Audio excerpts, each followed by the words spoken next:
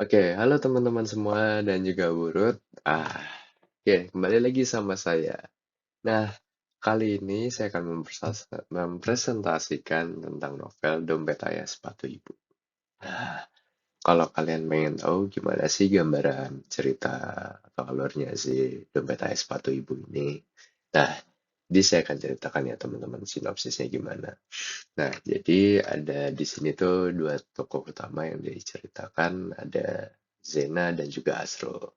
Nah, Zena ini anak ke-6 dari 11 bersaudara dan juga ia tuh tinggal bersama ayah dan juga ibunya. Nah, kondisi keluarganya ini dia tuh sangat miskin banget. Apalagi si ayahnya ini bekerja sebagai seperti pengrajin emas dan bisa dibilang pendapatannya itu cukup atau pas-pasan lah. Nah, sedangkan si Asrul ini dia itu hanya tinggal bersama adik, ayah dan juga ibunya. Namun si ayahnya ini bermasalah juga karena dia itu bisa dibilang punya 3 istri ya teman-teman. Nah, tapi yang menjadi persamaan dari kedua tokoh ini adalah mereka itu hidup di keluarga yang sama-sama miskin. Nah, tapi mereka itu dipertemukan keduanya dalam dunia pendidikan. Nah, bagaimana sih alur-alurnya mereka kedua ini? Nah, nanti kita akan ulas di karya Dompet Ayah Sepatu Ibu. Oke, next. Nah, sebelum kita masuk ke ceritanya, kita akan ulas sedikit tentang buku-bukunya ini. Nah, karya Dompet Ayah Sepatu Ibu ini ditulis oleh J.S. Kyren dan dia ini adalah penulis novel buku dari Dompet Ayah Sepatu Ibu ini. Nah, dia itu sebenarnya sudah banyak banget menulis banyak-banyak sekali buku dalam setahun dan jumlahnya cukup banyak, fantastis. Nah, untuk novelnya sendiri ini dari ceritanya sampai dari awal sampai akhir berjumlah 200 halaman dan beserta penerbitnya Grasindo. Dan untuk buku ini itu sangat cocok untuk kalian teman-teman yang memang nggak suka banget nih baca buku-buku yang novel-novel yang biasanya kan banyak tuh tebel-tebel. Nah, ini buku cerita Dompet Ayah Sepatu Ibu ini sangat tipis teman-teman. Jadi estimasinya kalau kalian baca dari awal sampai akhir itu kurang lebih 7 jam. Atau mungkin kalau kemarin saya baca ya teman-teman itu bisa sampai 4 sampai 5 jam untuk baca ini. Jadi benar-benar cepat kalau misalkan kalian baca just for fun aja. Nah, oke, langsung aja kita masuk ke ceritanya. Nah, sebelum masuk toko, kita akan perkenalkan dulu tokoh utamanya ya. Di sini ada si Zena, anak ke-6 dari 11 bersaudara, dan si Asrul, dia sebagai kakak yang paling tua. Nah, karena di sini tuh ada banyak sudut pandang, maka kita akan mulai dari sudut pandang Zena terlebih dahulu. Di suatu lereng Gunung Singgalang, hiduplah anak yang bernama Zena beserta keluarganya, ayah dan juga ibunya. Zena ini merupakan anak ke-6 dari 11 bersaudara. Dan setiap harinya dia tuh ke sekolah di SMP, teman-teman. Nah, di suatu ketika abahnya ini sebelum Zena hendak berangkat sekolah, abahnya itu sempat menjanjikan, kalau Zena, kalau kamu misalkan tamat SMA, nanti abah belikan sepatu ya. Dan kata-kata itu teman-teman terngiang-ngiang di Zena. Meskipun dia keluarga miskin, namun sesuatu yang sebenarnya kecil-kecil saja seperti dibelikan sepatu itu hingga membuat Zena itu terngiang-ngiang teman-teman. Nah, akhirnya Zena itu mempersiapkan sepatunya dan juga bersiap-siap seragam, masak seragam, dan juga menjajakan jagung. Nah, di perjalanan itu Zena sebelum berangkat sekolah pastinya berjualan jagung untuk sekaligus sebagai hasil-hasil tambahan usaha orang tuanya. Dan sesekali dia itu berhenti di kota-kota kecil yang dia lewati berangkat sekolah dan menjajakannya kepada para angkot-angkot di sana. Mbak, Zena beli jagungnya satu ya. Kasih Zena gitu. Dan dalam perjalanannya itu kurang lebih sudah habis setengah dari jajakannya di keranjangnya Zena. Dan fun fact, si Zena ini berjualan yaitu jagung rebus. Nah, setibanya di sekolah, karena pada saat itu Zena itu sedang mengadakan ujian ya teman-teman, ujian untuk lolos di SMA-nya. Nah, si Zena ini di saat teman-temannya lagi belajar untuk persiapan tesnya, namun Zena ini menjajakan jagungnya teman-teman. Zena ini sesekali dia itu menatap orang-orang yang dan juga menjualkan jagung-jagungnya itu kepada orang-orang yang lapar di sana. Itu siswa-siswa yang lapar gitu. Nah, Zena ini sebenarnya dia nggak belajar tapi dia itu aslinya pintar teman-teman. Kenapa dia pintar? Ya memang sudah jadi bawaannya dia sejak lahir kalau dia itu memang udah pintar. Nah, dimulailah Zena itu mulai memasuki ruang ujian dan juga mengerjakan ulangan. Nah, di saat teman-teman si Zena itu lagi mengerjakan sesuatu, Zena ini nih lebih cepat, lebih duluan lah untuk mengerjakan ujiannya. Karena memang dari dasarnya memang Zena itu pintar, jadi mengerjakan ujian saja dia bisa cepat daripada teman-teman lainnya. Namun pada saat dia sudah selesai ujian dan sambil bengong melihat sekitar, tiba-tiba Zena ini dipanggil sama gurunya. Beserta datanglah sebuah kakaknya dia ini.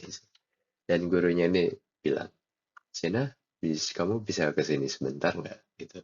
Zena menjawab, oh iya bu, sambil dengan nada curiga. Nah, pada saat Zena ini dipanggil, gurunya ini menceritakan kalau bahwa ayahnya tadi itu meninggal. Langsunglah si Zena ini melarikan diri. Langsung dari sekolah dia berangkat dan langsunglah dia menuju ke rumahnya. Sampai dia itu nangis-nangis dan bahkan kakaknya itu sampai tidak bisa mengejar si Zena ini karena dia nangis bahwa mengetahui bahwa si ayahnya itu sudah meninggal.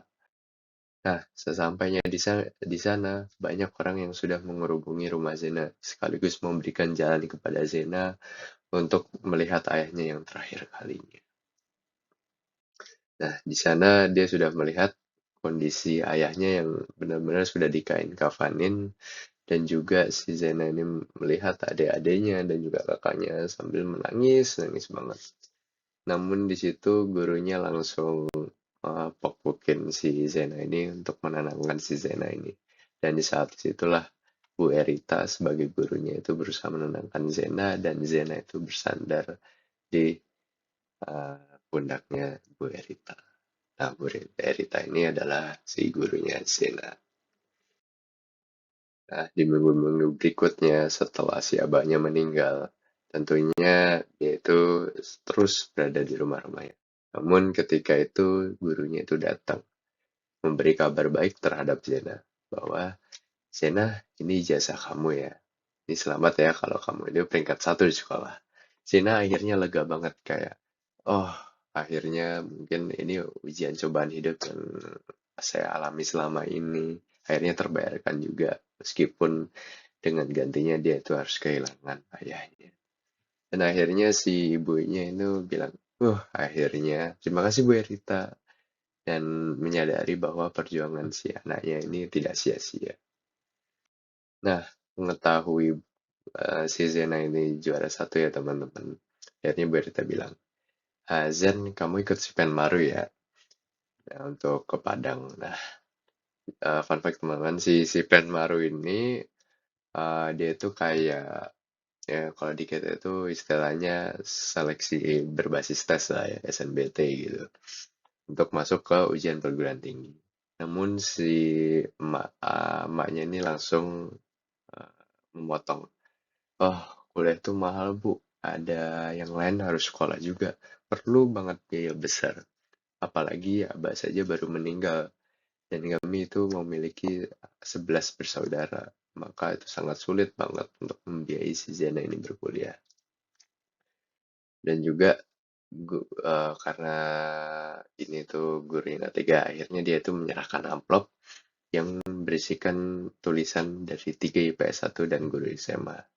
Dan Bu Zena ini bilang, Zen, ini dari teman-temanmu, bahwasanya teman-teman tuh nggak akan mau kehilangan jagoan kamu dan ingin kamu itu pengen melanjutkan ke perguruan tinggi. Dan akhirnya Bu Zena itu bilang, Zena, kamu ikut si Penmaru lagi ya, gitu. Nah, akhirnya ibunya itu nyaut, kalaupun si Zena ini lulus si Penmaru, tentu juga harus merantau. Perlu biaya berat pula. Terlebih lagi, Zena ini hidup juga dengan kondisi yang pas-pasan. Ditambah abahnya ini sudah meninggal dunia. Dan si ibunya ini menyaut lagi. Kakaknya juga bentar lagi nikah, Bu. Habis ini giliran si Zena yang menikah. Untuk membiayain si keluarga-keluarganya. Terus gurunya juga menyaut kembali. Ya cepat kali lah itu ini. Terlebih dia gurunya ini kaget. Kok bisa gitu. Apalagi dengan usia kakaknya yang cukup muda ini, dia ini harus nikah gitu. Akhirnya si ibunya ini kehabisan berkata-kata dan akhirnya bulinya ini bilang kalau baiklah kalau bully ini akan pergi dulu. Baik-baik ya Zena gitu teman-teman. Nah akhirnya mau bagaimanapun juga akhirnya Zena ini mikir-mikir, oh dengan uang-uang yang ya saat ini punya, mungkin apakah bisa kalau ke Padang dahulu untuk mendaftar si Penmaru. Nah, sesampainya di sana, akhirnya Zena itu balik lagi ke rumahnya. Dan sehabis tesnya kali itu ya, balik lagi dari Padang menuju ke rumahnya di Gunung Singgalang. Dan akhirnya si pas sampai di rumahnya si Zena ini balik lagi, umaknya ini panggilan dari Padang ya, umaknya ini bilang kalau ada pemuda PNS yang ingin menikahi Zena. Nah, namun Zena ini bilang, ya mak, kayaknya aku pikir-pikir dulu deh untuk menikah. Nah, eh, satu ketika sehabis ini Zena itu jatuh sakit teman-teman. Dan dokternya bilang kalau penyakit apa yang Zena terima saat ini itu harus dioperasi gitu. Nah, namun seperti itu Zena ini bilang, gimana sih kalau misalkan kamu ini menikah dengan pemuda PNS, mengingat kalau kondisi Zena saat itu sakit dan harus dioperasi gitu. Dan akhirnya si Zena ini dan umi-uminya itu mengumpulkan orang-orangnya beserta paman-pamannya. Nah, pamannya ini bilang, kalau gimana kalau Zena ini menikah dalam waktu yang dekat gitu kan. Dan juga minggu-minggu berikutnya keluarganya si PNS ini datang. Gitu. Berjejerlah mereka di dalam ruangan rumah Zena ini. Ada keluarga PNS dan keluarganya si Zena. Nah, pamannya Zena ini menjawab, jadi gimana kalau Zena ini menikah gitu kan. Terus Zena ini menjawab, kalau menikah sih tak masalah, tapi apa tak masalah lagi kalau misalkan saya tetap kuliah. Nah, akhirnya si pemuda PNS ini bilang, oh yaudah kalau kamu mau kuliah itu nggak apa-apa, akan saya sanggupi. Saud begitu. Dan akhirnya si Zena ini mengingat bahwa dia itu telah jatuh suka, ditambah lagi si Zena ini diperbolehkan untuk melanjutkan kuliah. Nah, akhirnya Zena bilang, oke deh, boleh gitu kan. Nah, akhirnya pemuda PNS ini bilang, oke, nanti setelah si Penmaru kita atur-atur deh tanggal-tanggalnya untuk pernikahan gitu. Dan si pemuda PNS ini karena dia emang udah suka banget jatuh cinta sama si Zena, akhirnya apapun yang Zena mau itu diiyakan gitu.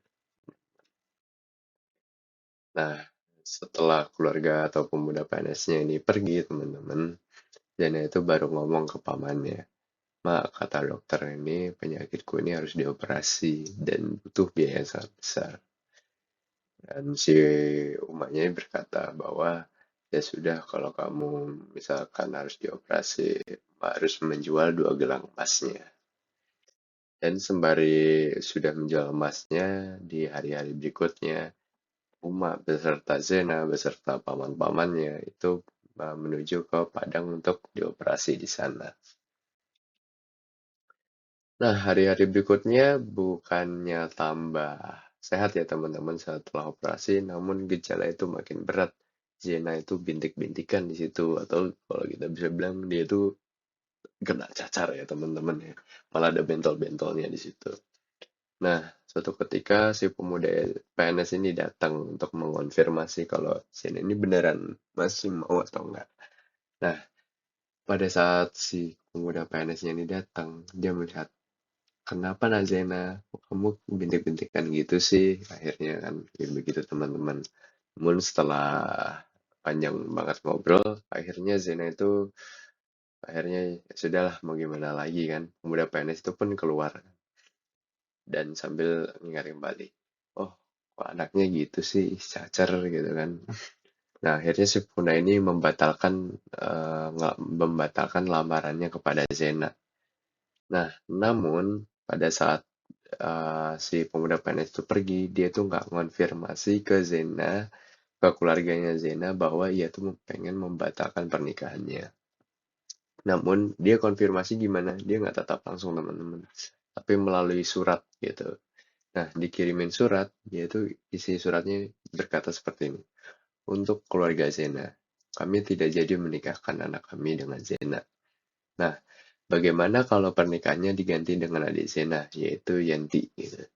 Nah, si abahnya ini benar-benar marah banget teman-teman. Karena di satu sisi Zena ini udah dibatalkan lamarannya, malah dia ngincer si adiknya si Zena ini yang bisa dibilang masih underage teman-teman, masih di bawah umur banget gitu kan. Dan akhirnya ya mau bagaimana lagi teman-teman, si Zena udah kehilangan si cowoknya itu sebagai PNS yang mampu membiayai dia untuk kuliah, dan sekarang sudah lost itu semuanya. Dan mau gak mau untuk membantu biaya kuliahnya, akhirnya Zeno itu dia itu bekerja sebagai pengrajin emas sama seperti abahnya yang waktu itu teman, bekerja di sebuah gerai jewelry. Oke. Nah, akhirnya setelah dirasa uangnya itu mencukupi untuk mendaftarkan universitas, akhirnya Zena itu mencoba untuk mendaftar ke UNIF. Nah, pada saat dia daftar UNIF, akhirnya Zena itu diterima, teman-teman. Kabar baiknya dia diterima, dan dengan uang-uang yang dia sudah cukupin itu, akhirnya dia itu menginap di sebuah temannya, adiknya si uh, umaknya si Zena ini, gitu kan. Nah, karena dirasa uangnya sudah cukup, akhirnya dia membeli sepatu kesukaannya Zena. Nah, di sini itu sepatu yang memang sudah dia idam-idamkan selama ini. Nah, pada saat Zena ini membeli sepatu, dia tuh agak nge-survey dulu teman-teman. Bagaimana pelanggan-pelanggan ini melakukan penawaran dengan si penjualnya. Dan di satu sisi dia ngeliat teman-teman, Bu, boleh nggak kalau diskon 50%? Boleh lah gitu. Nah, penjualnya dia bilang, maksimal banget 40% Bu gitu kan. Nah, si Zena ini akhirnya dia itu setelah nawar kan, dia itu akhirnya, oh, gimana kalau saya nawar dengan harga bid tertinggi, namun karena harga penawaran itu tinggi, maka penjual pasti nggak jauh-jauh lah gitu menurunin harganya dari situ. Nah, ini Dena mendapatkan sih sepatu impiannya itu teman-teman. Nah, sekaligus sebagai penunjang Zena untuk kuliah, akhirnya karena dia nggak mampu buat bayar kos nih, akhirnya si bahasanya umaknya si Zena ini nitipkan anaknya kepada adiknya si Uma ini. Sembari dia bilang, baik-baik ya Zena di rumah adiknya Uma. Nah, kita masuk ke sudut pandang si Asrul teman-teman. Nah, di suatu gunung, teman-teman, di suatu rumah, Asrul ini saat itu sedang dipukulin oleh rotan kayu oleh ayahnya. Sembari dia bilang, udah sekali kamu uang, baca saja nggak bisa, tinggal kelas pula, gitu kan, teman-teman. Dan si Asrul ini menangis menjerit-jerit, dan sedangkan si adiknya ini, kalian bisa lihat di sini, itu sembari menertawakan si Asrul, teman-teman, yang sedang kesakitan. Namun bisa lihat lagi di sisi paling kiri itu ibunya sampai pusing karena harus udah kondisinya udah hamil, ditambah si Asrul ini terpukuli kan mendengar kisruh banget di rumah, akhirnya ibu ini merasa pusing. Nah, namun suatu ketika habis sembari memukul si adiknya, si ayahnya si Asrul ini tiba-tiba di luar rumah itu ada yang menyaut, sayang pulang yuk, dan tidak lain itu adalah si istri keduanya, bapaknya ayahnya Asrul ini teman-teman. Dan akhirnya si ibunya Asrul nih bilang, ya sudahlah itu bilang sama istri kedua kamu kalau kamu itu udah mau bertemu gitu. Akhirnya si ayahnya si Asrul ini akhirnya pergi dan menemui si istri keduanya. Nah, selang beberapa lama itu 3 minggu, 2 minggu, ayahnya itu nggak kembali-kembali teman-teman. Mungkin apakah kabur atau bagaimana kita nggak tahu gitu. Nah, akhirnya mau nggak mau si ibunya Asrul dan Irsal ini akhirnya menuju ke rumahnya peninggalan kakeknya, di mana pada saat itu kondisinya rumahnya itu sudah hancur banget. Dan akhirnya dia tidur beralaskan bed doang, kondisi rumahnya sangat sempit, dan juga harus tidur di ruangan yang gak bagus-bagus amat bersama Irsal dan juga Asrul. Nah, si ibunya ini sebelum bobo, bobo dengan si Irsal dan Asrul, dia menceritakan sebuah kisah di mana sebuah nabi itu berhasil untuk membawa sebuah ibunya haji. Nah, keesokan harinya, si ibunya Asrul dan juga Irsal ini menemani Irsal dan Asrul ini menemani ibunya yang pada saat itu sedang belanja menuju ke pasar sembari menaiki bus. Nah, ibunya ini menjual kayu bakar sebagai dagangan utamanya dan juga menjajakan seluruhnya sekaligus mencari-cari untuk kebutuhan pokoknya. Dan Zena itu berlari semua. Nah, namun si Asrul ini melihat, oh, kalau ada koran nih. Namun kondisi saat itu Asrul nggak punya duit. Akhirnya dia itu diam-diam nyolong dan juga ketahuan. Nah, penjaga korannya dia bilang, woi, maling koran kamu gitu kan. Akhirnya si Asrul ini lari dan teriak, bukan, saya bukan maling. Nah, si Asrul ini akhirnya datang ke ibunya dan bilang, udah Pak, tenang Pak, ini deh uangnya. Gitu kan, sambil si penjual ini tuh nerakin, maling koran. Dan akhirnya si ibunya ini membayar biaya korannya dan juga Asrul itu menangis. Nah, namun tahukah kalian kalau bahwa misalnya koran-koran itu justru jadi sumber koran-koran itu sorry, justru koran-koran itu yang membuat si Asrul ini jadi jago membaca. Nah, setelah selang beberapa lama, Asrul ini duduk di kursi SD. Nah, gurunya tuh terheran-heran. Kok nih anak kesurupan apa nih anak kok sampai bisa membaca gitu kan. Awal-awalnya dia nggak bisa lolos membaca, namun tiba-tiba dia tuh selalu mendapatkan nilai-nilai bagus gitu. Dan tiada lain tiada bukan itu karena koran-koran yang tadilah yang justru membantu dia untuk bisa membaca. Nah, akhirnya di suatu kota nagari, di SMP-nya itu, si Arsul dan Isral itu akhirnya lolos sampai SMA. Nah, sorry, si uh, Asrul dan Irsal ini sudah tamat SMP. Nah, untuk melanjutkan ke pendidikan SMA, si Asrul dan Irsal ini punya dua opsi. Nah, akhirnya si Asrul ini mengambil sekolah pendidikan guru di Padang dan si Irsal ini menjadi seorang ini ya di pesantren ya, untuk melanjutkan di SMA-nya. Nah, namun di perjalanan si Asrul ini terdapat sebuah kendala teman-teman, di mana Asrul ini bingung gimana sih caranya bisa dapetin uang tanpa harus benar-benar bergantung banget sama ibunya gitu kan. Akhirnya Zena ini kayak mendapatkan ide gitu dari apa hasil pengamatan yang dia punya tuh. Kalau cewek-cewek itu sebenarnya pada suka loh sama si seseorang. Nah, si Asru yang mendengarnya ini akhirnya kayak kepikiran banget nih ide. Hmm, kayaknya bikin ide bisnis surat cinta bagus juga gitu kan. Nah, akhirnya si Asru ini memanfaatkan eh, kesempatannya itu untuk menulis surat cinta gitu kan. Nah, namun setelah udah sampai lulus SMA, itu bisnis tetap dia jalankan. Namun setelah lulus SMA, dia udah nggak jalan bisnisnya. Dan dia fokus sama karirnya, bagaimana ke depannya untuk menjadi guru. Nah, karena kondisinya waktu itu dia udah lulus SMA, dia itu punya kendala atau problem di sini. Kalau banyaknya guru-guru itu atau banyaknya sekolah itu udah nggak nerima banget nih. Atau ada yang bilang-bilang bahwa gurunya itu udah penuh, kalau ada banyak kandidat yang lebih baik dan belum butuh guru. Ya, nah ini akhirnya pusing banget di situ, ya kan teman-teman. Nah, akhirnya Zena itu datang ke pesantrennya si Irsal. Nah, dia itu sambil menceritakan kalau kendalanya saat ini dia itu susah banget diterima kerja di mana-mana. Nah, akhirnya si Irsal ini jawab, oke, gini deh, gimana kalau besok kita minta bapak uang untuk si Penmaru, sekaligus buat tambah-tambahan lah, itu teman.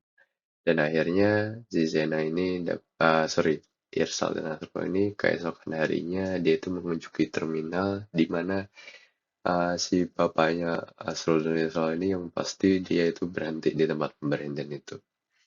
Dan akhirnya setelah si bapaknya Asrul dan Irsal ini sampai, bapaknya dibilang, kalian kan sudah gede, udah udah lulus lah ya, udah lulus pesantren, ada yang lulus SPG. Gimana kalau kalian berdua itu ikut ke pasar? Kita cari kayu manis untuk ekspor sekaligus bantu-bantu Asrul untuk menamatkan ke jenjang perguruan tingginya. Nah, akhirnya pas saat itu Irsal mengiyakan teman-teman dan akhirnya si Asrul ini balik lagi di terminal. Namun pas di terminal dia tuh ngelihat kalau ada koran harian semangat yang dia bawa. Nah, akhirnya dia bilang nih ke si ke kondektur sekaligus dia itu penjual korannya. Mas, saya mau ikut ke kantor harian semangat. Nah, akhirnya si penjual koran ini yang masih ingat banget kalau si Asrul ini maling, yang dulunya maling itu bilang, mau maling lagi bang. Nah, Asrul ini nyaut kalau enggak ah, saya itu pengen daftar ke di mana tempat harian semangat gitu kan. Nah, sesampainya di sana, habis nebeng ya teman-teman, nebeng sama si eh, orang busnya sekaligus penjual koran, itu dia sampailah di kantor harian semangat. Nah, si HRD-nya ini bilang, apa tulisan terakhir yang kamu buat gitu. Nah, si Asrul ini nyaut, surat cinta pak, gitu kan. Nah, si HRD-nya ini ketawa, kayak ketawa gitu teman-teman, dan bilang bahwasannya ya kemampuan kamu itu, kemampuan nulis surat cinta tuh kamu nggak bisa gini gitu. Kamu harus banyak baca buku untuk sekaligus membantu kamu menulis surat-surat atau berita-berita di kantor harian semangat gitu kan. Nah, akhirnya si HRD-nya ini menerimanya si Asrul dengan catatan dia itu harus training dulu teman-teman sebagai pencetak koran sekaligus dia tuh diarahin untuk baca-baca buku yang banyak. Nah, HRD-nya ini bilang kayak gini sambil ngajarin ya teman-teman. Jadi gini, kalau buat tulisan nggak boleh bertele-tele dan sebagainya. Asrulnya juga, oh gitu pak rupanya. Dan satu satu dan hal gitu kan, si siapa namanya, si Asrulnya ini akhirnya udah berhasil mengimprovisasi dan juga berhasil buat koran yang dia buat gitu teman-teman. Nah, kalau dirasa duit yang dia sudah miliki sudah cukup, akhirnya si Asrul ini melanjutkan untuk mendaftar ke Universitas di Padang. Nah, namun pada saat dia perjalanan di bus menuju ke Padang untuk mendaftar ujian, disinilah Asrul dan Zena saling dipertemukan. Nah, di saat dia itu sedang dipertemukan teman-teman, dia itu bertemu si Asrul ini bertemu Zena dan saling saut, loh Zena kamu ikut ujian lagi ya gitu kan, Asrul gitu teman-teman. Nah, sambil itu, nah mereka keduanya nih sebenarnya udah lulus teman-teman ya. Setelah lulus akhirnya udah ngekos dan sebagainya, mereka akhirnya kedua berhasil melanjutkan pendidikan. Nah, namun karena kondisi si Zena ini juga sama-sama susah begitu teman-teman. Akhirnya si Zena ini ngelihat kayak kesempatan nih gitu kan dalam kesempitan. Wah, ada tumpuan koran berisi resep nih, catat saja. Nah, jadi pada saat dia catat itu, teman-teman, apa hasil catatan yang dia udah di notes-kan di situ, itu nantinya hasil resepnya itu dia bikin hasil resepnya itu nanti dia jualkan ke teman-teman. Nah, pada dia jualkan teman-teman, kan pasti dia dapat keuntungan ya. Nah, disitulah sumber keuntungan si Zena ini. Nah, si Asrul yang sudah nyadarin itu akhirnya ngomong nih, oh kamu nggak boleh kayak gitu dong. Kalau kamu nyatat kayak gitu terus kamu jualin itu namanya pelanggaran gitu kan. Nah, ya udah deh kayak gini. Sebagai gantinya kamu gratiskan ya menu ini untukku setiap hari sebagai ganti dari apa yang udah Zena lakukan. Dan Zena akhirnya bilang, ya udah deh, oke gitu. Hmm, namun suatu ketika ya mereka sedang menjalani pendidikan dan akhirnya masalah pun muncul, teman-teman. Si Asrul ini mengalami musibah di mana rumahnya si umaknya itu terkena tanah longsor. Dan akhirnya mau gak mau dia lari dari Padang menuju ke rumahnya. Nah, di sana itu udah berlarut-larut banget yang karena kondisinya sudah chaos banget. Zena ini sampai nyari-nyari si Asrul dan sesampainya dia udah nyari, dia bisa sampai nyaut kayak gini. Kupikir kau sudah mati gitu kan. Karena si Asrul ini dia tuh sudah lama banget menetap di rumahnya si Asrul ini kan. Eh, udah lama di Asrul, udah lama di rumahnya ibunya si Asrul dengan kondisi tanahnya yang longsor, dan udah berminggu-minggu juga sebelum ujian gitu. Nah, namun suatu ketika nih teman-teman, posisinya sama kayak Zena. Nah, si Asrul ini tiba-tiba dia tuh ingin dijodohkan bersama anaknya dari seseorang yang anak ini namanya Tata. Nah, si Asrul ini sampai lari terbirit-birit karena dia tuh sebenarnya nggak mau nikah dengan si Tata. Namun karena posisinya saat itu si keluarganya Tata ini melamar ke ibunya si Asrul, akhirnya si Asrul ini lari terbirit-birit teman-teman karena nggak mau dinikahin. Nah, ini singkat-singkat saja ya teman-teman. Singkat cerita, dia itu akhirnya ya lupakanlah sajalah si Tata ini. Dan akhirnya dia itu keduanya berhasil menyelesaikan studi pendidikannya di sana gitu. Ya nama universitasnya itu Universitas di IKIP di Padang gitu. Dan keduanya berhasil meraih gelar sarjana di sana. Nah, namun pada saat dia itu berhasil melalui proses pendidikan yang panjang gitu, si si, si Asrul si Asrul dan juga Zena ini akhirnya bingung gimana kalau kita nikah gitu kan. Nah, setelah mereka akhirnya si Zena ini menyetujui dan akhirnya mereka udah pun menikah gitu. Dan menghasilkan anak yang bernama Joven. Situ. Anaknya ini anak laki-laki ya teman-teman ya. Nah, namun suatu ketika pada saat mereka telah menikah, telah punya anak itu, anaknya ini menangis teman-teman, nangis sekejar-kejarnya gitu. Nah, namun nangis kali ini bukan kayak nangis bayi biasanya. Nah, akhirnya si Zena ini ngecek anaknya kondisinya. Nah, disitulah si anaknya ini sudah bersimpah darah gitu. Dan entah kenapa, mungkin karena anaknya jatuh sehingga dia bersimpah darah. Nah, akhirnya si anaknya Zena ini dibawalah bersama Asrul ke rumah sakit. Nah, ironisnya lagi pada saat Asrul sampai sana, dia bertemu Tata, teman-teman. Tata ini yang orang yang pengen ngelamar si Asrul ini. Namun di satu sisi dia ketemu dan si susternya ini bilang, Kak Asrul, Asrulnya Tata gitu kan.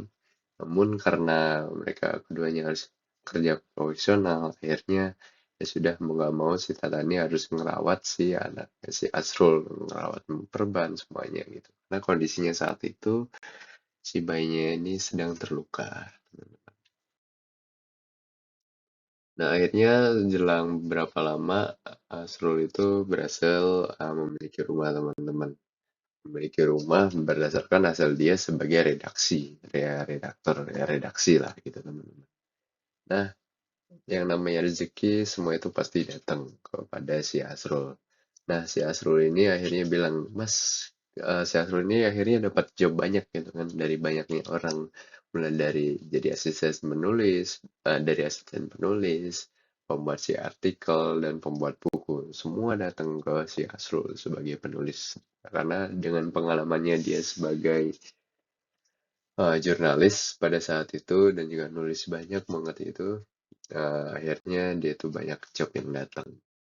Duh, akhirnya si bapaknya ini HRD yang dimana dia kerja dia di em, kantor harian semangat akhirnya nawarin kerjaan ke si Asrul yang pekerjaan yang harusnya datangnya ke HRD tapi dialihin ke Asrul. Sambil bilang, waktu itu ada klien datang bilang ke HRD, kalau misalnya bisa nggak nuliskan riwayat hidup saya. Nah, si HRD-nya ini bilang, wah udah nggak sanggup mas, mungkin bisa coba tanya Asrul. Nah, akhirnya semua pekerjaan itu dialihkan ke Asrul gitu teman-teman dan akhirnya mereka pun hidup dengan mapan karena kondisinya saat itu mereka udah malam banget banyak pekerjaan juga karirnya lagi bagus-bagusnya. Nah akhirnya setelah beberapa lama gitu kan karir Rasul ini meningkat teman-teman. Dia bilang kalau pengen resign dari kantor berita harian semangat dan lanjut karirnya di Republika di Jakarta dengan gaji yang jauh lebih tinggi. Nah, SRD-nya ini bilang, wah, bagus lah, Azrul. Baik banget, ya, Bang. Dan terima kasih banyak ya atas kontribusinya selama ini. Mengingat Asrul ini, dia itu sudah banyak banget berkontribusi di Harian Semangat dan juga kantor berita Harian Semangat ini bisa dibilang sebagai landasan dia utamanya banget, dasar-dasarnya dia sampai mencapai karir yang seperti ini. Gitu kan. Nah, akhirnya setelah dia bekerja di Republika, karirnya udah meningkat, lebih meningkat dari yang sebelumnya, gajinya lebih tinggi, dan sebagainya. Akhirnya si Zena ini bilang ke suaminya yang bernama Asrul itu, ini kayaknya udah saatnya kita beli rumah deh di Rimbo Tarok gitu kan. Nah, akhirnya si Asrul ini mengiyakan sambil bilang, oke lah, baiklah gitu. Akhirnya si Asrul dan juga Zena akhirnya membeli rumah teman-teman. Tapi dia nggak cukup beli satu aja, tapi langsung dua rumah sekaligus dan membangunnya di situ di rumah tadi. Nah, setelah sekian lama teman-teman menikah, udah karirnya bagus, punya anak gitu kan. Namun suatu ketika si umaknya ini meninggal teman-teman, ya kan. Umaknya meninggal, umaknya Zena, akhirnya ya sudah dilayat lah dia. Nah, namun udah umpamanya kasusnya di situ umpamanya meninggal, namun tetap saja karirnya si Asrul dan Asrul dan Zena ini meningkat. Bahkan dia tuh sampai dapat penghargaan sama oleh presiden sebagai jurnalis terbaik di situ. Nah, akhirnya si Asrul ini ngomong sama Zena, Zen, aku kan udah dapat penghargaan banyak gitu kan, udah dapat duit yang banyak, mapan dan sebagainya. Dan ini amplop ini akan kuserahkan padamu untuk beli mobil hadiah dari Dewan Pers, dari Dewan Pers. Oke. Dan akhirnya Asrul dan Zena ini akhirnya memiliki anak, teman-teman ya.